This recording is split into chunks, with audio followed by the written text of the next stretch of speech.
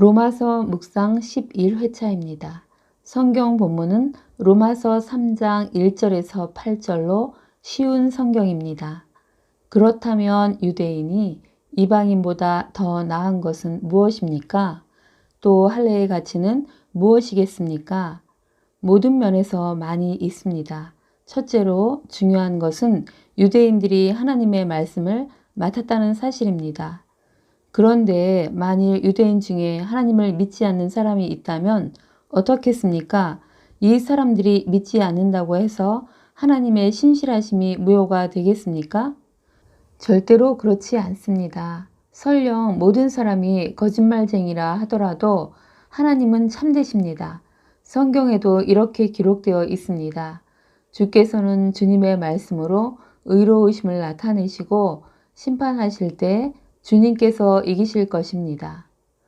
내가 사람들이 사용하는 논리의 방식대로 말해보겠습니다. 우리가 의롭지 못한 것 때문에 하나님의 의로우심이 더욱 밝히 드러날 경우 뭐라고 말하겠습니까? 우리에게 진노를 내리시는 하나님은 의롭지 못하다고 하겠습니까? 결코 그럴 수 없습니다. 하나님께서 의롭지 못하시면 어떻게 하나님께서 세상을 심판하시겠습니까? 사람들 중에는 내가 거짓말하여 그 때문에 하나님의 참되심이 드러난다면 오히려 하나님께 영광이 되는데 왜 내가 죄인식을 받아야 하는가 라고 우기는 사람도 있을 것입니다. 이것은 마치 선한 결과를 얻기 위해 악을 행하자라고 말하는 것과 같습니다. 사람들은 우리가 그렇게 가르친다고 우리에 대해 비난을 하고 다닙니다. 그러나 그런 사람들은 정죄를 받아야 마땅합니다. 주요 묵상 구절은 4절입니다. 설령 모든 사람이 거짓말쟁이라 하더라도 하나님은 참되십니다. 성경에도 이렇게 기록되어 있습니다. 주께서는 주님의 말씀으로 의로우심을 나타내시고 심판하실 때에 주님께서 이기실 것입니다. 제목, 오직 하나님만 참되시다. 바울은 유대인들이 하나님의 소유된 백성으로 할례를 행하나 정작 율법의 규례를 범하며 이방인 중에 하나님의 이름을 모독받게 한 그들을 향하여 할례가 무할례가 되었다. 표면적인 유대인은 진정한 의미의 유대인이 아니라며 할례는 몸이 아니라 성령을 따라 마음에 받으라고 했습니다. 이 의미는 내 입으로 예수를 주로 시인하며 또 하나님께서 그를 죽은 자 가운데서 살리신 것을 내 마음에 믿어라. 그리고 구원을 받으라는 것입니다. 예수를 믿을 때 예수와 함께 생명을 누리게 하는 성령의 법이 믿는 자를 죄와 사망의 법에서 해방시켜 주었기에 결코 정죄함이 없기 때문입니다. 즉 바울은 유대인들도 이방인과 똑같이 하나님의 진노를 받지 말고 복음을 받아들여 성령을 받고 구원을 받으라고 말한 것입니다. 오늘 본문은 바울에게 유대인들이 이 일을 제기하거나 질문을 할 경우에 대한 답변 형식으로 하나님이 참되심과 사람들의 죄에 대하여 기록하고 있습니다. 이 본문은 로마서뿐만 아니라 성경 전체에서 가장 어려운 구절 중 한 곳이라고 합니다. 저는 쉬운 성경과 존 파이퍼 강해 설교집을 참고하여 질문과 답변을 재구성하여 살펴보겠습니다. 존 파이퍼는 바울이 유대인과 이방인들과 수없이 논쟁을 해왔기 때문에 사람들이 무슨 말을 할지 잘 알고 있었기에 이에 관해 답변해 주려고 한 것이라고 했습니다. 질문: 그렇다면 유대인이 이방인보다 더 나은 것은 무엇입니까? 답변: 모든 면에서 많이 있습니다. 첫째로 중요한 것은 유대인들이 하나님의 말씀을 맡았다는 사실입니다. 즉, 구약 성경 39권에 담긴 하나님의 말씀을 맡았다고 말합니다. 질문: 만일 유대인 중에 예수님을 믿지 않는 사람이 있다면 이 사람들이 믿지 않는다고 해서 하나님의 백성에 대한 하나님의 신실하심이 무효가 되겠습니까? 답변: 절대로 그렇지 않다. 설령 모든 사람이 거짓말쟁이라 하더라도 하나님은 참되십니다. 성경에도 이렇게 기록되어 있습니다. 주께서는 주님의 말씀으로 의로우심을 나타내시고 심판하실 때에 주님께서 이기실 것입니다. 이는 시편 51편 4절의 인용으로 다윗 왕이 밧세바와 간음을 저지른 후에 고백한 내용입니다.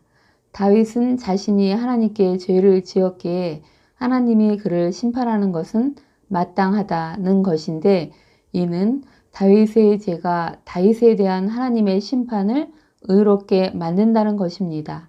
즉, 하나님의 심판을 받는 사람들의 죄를 보면 심판하시는 하나님께서 무고하시다는 것을 증거한다는 것입니다. 하나님께서 법정에서 변증하실 때에 그 모든 말씀이 옳다고 인증된다. 재판에서 항상 이기게 되시며 하나님은 참되시다로 판결된다는 것입니다. 질문: 우리의 죄와 불의가 심판하시는 하나님의 의로우심을 드러내고 더 크게 한다면 우리는 죄의 도구가 아니라 하나님의 의를 드러내는 영광의 도구입니다. 따라서 하나님이 우리를 정죄하신다면 그분이 의롭지 않은 것이 됩니다. 즉, 심판하시는 하나님의 의의 영광을 더 드러내는데 바로 그 사실 때문에 우리를 정죄하는 셈이니 그분이 의롭지 못한 거 아닙니까? 답변: 결코 그럴 수 없습니다.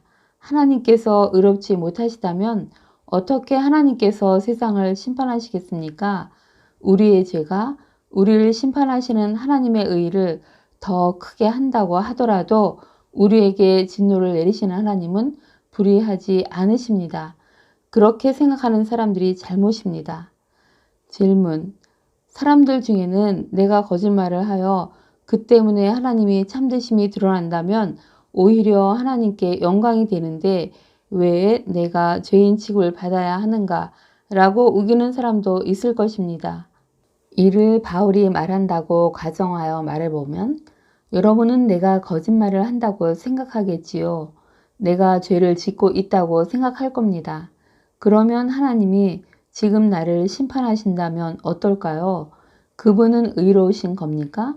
아니면 진리에 대한 나의 거짓말로 하나님의 영광스러움이 더 드러나는데 오히려 하나님이 나를 정죄하신다면 그 하나님이 공의롭지 못한 분이 되는 것일까요?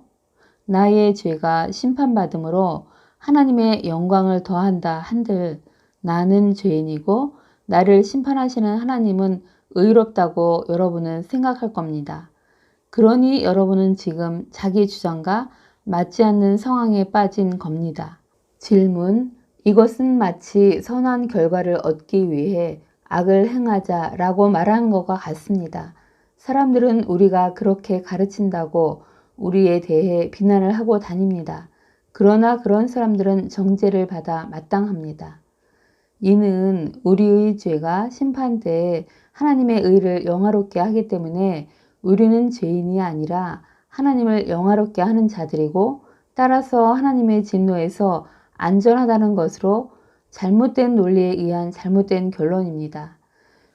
유대인들은 바울이 전하는 복음 진리를 궤변적인 논리를 사용하여 바울이 율법을 폐기하려 한다고 주장하였습니다. 왜냐하면 바울은 율법의 행위가 아닌 믿음으로 하나님 앞에서 의롭다 함을 얻게 된다고 가르쳤기 때문입니다. 주님, 믿음이 없이 율법 조문과 할례의 행위로 거기다가 그것도 입으로 다른 사람들을 정죄하고 정작 자신은 율법을 범하며 외식적으로 행하는 그들의 엉뚱한 궤변과 논리로 또 불의로 진리를 막으며 자신을 합리화했던 유대인들의 신앙을 알게 됩니다. 예수를 믿음으로 죄사함을 받고 또 성령의 선물을 받아 깨닫게 하심으로 하나님에 대하여 그 사역에 대하여 조금씩 알아가게 하시고 성장하게 하시니 너무나 감사합니다. 하나님은 참되십니다. 언제나 옳으십니다. 인자가 끝이 없으시고 긍휼이 풍성하시고 은혜로우시며 노하기를 더디하시는 하나님이 나의 아버지이심이 너무나 감사합니다. 주님, 저에게, 우리에게 지혜와 계시의 영을 주셔서 하나님을 점점 더 잘 알게 도와주옵소서.